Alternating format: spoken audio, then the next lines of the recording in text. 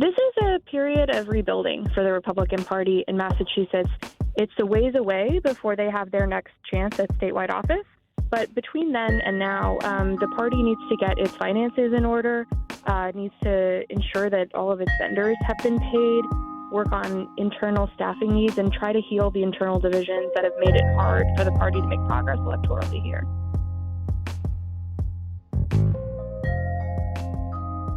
Hi there, it's WAMC News Director Ian Pickus.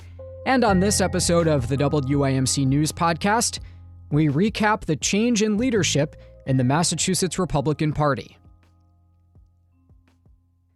The embattled longtime chair of the Massachusetts Republican Party has been ousted. Jim Lyons, a steadfast Trump backer who frequently clashed with two-term Governor Charlie Baker and often wound up in the headlines for controversial statements, was narrowly voted out Tuesday. The state committee backed Amy Carnevale instead. She's a Washington lobbyist from Marblehead. Lyons' ouster following 2 terms comes after the party lost all statewide elections in November. The party election also centered on the state GOP's dismal financial situation. For analysis, I spoke with Emma Platoff of the Boston Globe. What led up to the dissatisfaction and then the eventual change in leadership in the state party? First of all, I think it's important to say it's just hard to be a Republican in Massachusetts. You know, they're in the political minority. It's hard to raise money. It's hard to win elections. In recent years, the party has been bitterly divided between a sort of more conservative faction in favor of Jim Lyons and a more moderate, centrist, pragmatic wing that supported the former Governor Charlie Baker. And we've really seen those divisions damage the party electorally and in terms of fundraising. And that sort of set the stage for Jim Lyons to face this tough re-election battle. Then just in the few weeks in the lead up to the election, there's been sort of a steady drip of bad news for Chairman Lyons, including the Globe reported based on documents and correspondence and invoices that we obtained that the party had more than $100,000 in unpaid bills as of the end of last year, that it had spent $1,800 investigating its own members, and that Chairman Lyons has actually been accused of potentially violating campaign finance law by coordinating with an outside super PAC. With the vote on Tuesday, obviously a different case was made for the future of the party by Amy Carnevale. Tell us about her. How did she rise to this role? Amy Carnevale is a longtime Republican. She's worked in the White House. She's worked on Capitol Hill. She's been on the Republican State Committee here for, I believe, about a decade. She's worked in these sort of professional Republican circles, and she made a somewhat different pitch to the party than Lyons did. She is a conservative. She emphasized that, she backed Donald Trump in 2016 before it was fashionable. She certainly is not promising to compromise on any of the GOP's conservative principles, but she said, quote, "It is not enough just to be showing up with strong ideas. We have to win elections." So presenting sort of a pragmatic alternative to what Lyons has done over the last 4 years. Now, where does the party go from here specifically? What has to be done for her to be successful in those efforts? This is a period of rebuilding for the Republican Party in Massachusetts. It's a ways away before they have their next chance at statewide office. But between then and now, the party needs to get its finances in order, needs to ensure that all of its vendors have been paid, work on internal staffing needs, and try to heal the internal divisions that have made it hard for the party to make progress electorally here. There are some bright spots for the Republicans in Massachusetts. Charlie Baker just left after really being one of the most popular governors in America over his 2 terms. How likely is it that the GOP will be able to make fresh inroads in the future? That, I think, really remains to be seen, and it depends on what kind of candidates they want to run in 4 years. Charlie Baker won by sort of copying the model of successful Massachusetts Republican governors here, Bill Weld, Paul Cellucci, Mitt Romney to a certain extent, staying away from national social issue controversies. In the case of Charlie Baker, staying away from Donald Trump and just sort of talking about meat and potatoes issues, taxes, the economy, telling voters, that you'll be a steady hand on the wheel.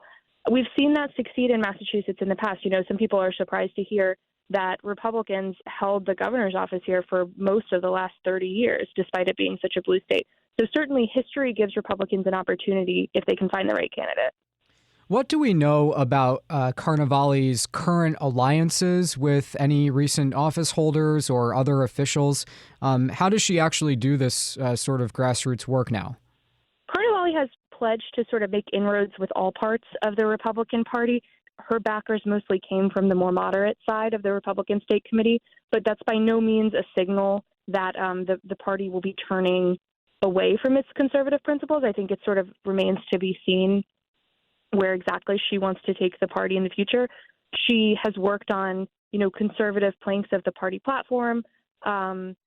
She was an early supporter of Trump, as we've discussed. And interestingly, neither she nor Jim Lyons even mentioned Charlie Baker in their remarks, kind of a notable absence for someone who, as you said, was one of the most popular governors in the country for so long.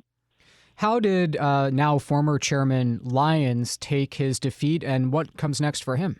Chairman Lyons, shook Amy Carnevale's hand after he gave a brief concession speech. He owns a small shop that sells flowers and ice cream. He jokingly reminded those in attendance that Valentine's Day is coming up. And he also said that he will never stop fighting for liberty, freedom, and for life. He's ardently anti-abortion. So remains to be seen exactly what's next for him, but he certainly seemed to telegraph that he's not done in politics. It occurs to me the 2024 Republican primary is quickly approaching. More candidates are announcing their intentions to get into the field. And the neighboring New Hampshire primary will obviously be a very important battleground. Do we have any sense about where the Republican Party in Massachusetts is lining up or appears to be lining up here in the early going? I think a lot of that remains to be seen. Carnevale was asked that question last night, and she made the point that she's obviously been a strong Trump supporter in the past. She said, as party chair, she's going to remain neutral. There are different stripes of Republicans in Massachusetts, right? And I think it stands to reason that they may line up in different places, but some of that will become more clear as the field takes shape. Is Trump still popular with Massachusetts Republicans? He's popular with many Massachusetts Republicans. Even just anecdotally, there were a lot of MAGA hats, a lot of Trump T-shirts of the folks in attendance. But we know that generally he's not popular among the statewide electorate. I noticed that the Democratic Party in Massachusetts put out a statement about the change in leadership on the other side of the aisle, which was somewhat unusual. Let me ask you about the Democrats for a moment. They've obviously had huge gains in November. They won back the governorship. But as we've seen often in other states and in past eras, one-party leadership and one-party government does not always go smoothly. What's the state of the Democratic Party in Massachusetts right now? Well, as you mentioned, we have a new governor in Democrat Maura Healey. She's just sworn in a few weeks ago. Democrats have even stronger supermajorities in the legislature than they've had in more than a decade. They have more than 170 of the 200 seats in the legislature here. Just because they're all Democrats doesn't mean they all agree, right? There are certainly progressive figures at the state capitol who are leading major cities in Massachusetts who sort of come down to the left of the governor and some members of the legislature on major issues. But it's really just starting to get going here with the start of the legislative session. Okay, we've been speaking with Emma Platoff of the Boston Globe about the change in leadership in the Massachusetts State Republican Party. Emma, thank you for taking the time to speak with us, and thanks for your reporting. Thanks for having me. All right, that does it for this episode of the WAMC News Podcast.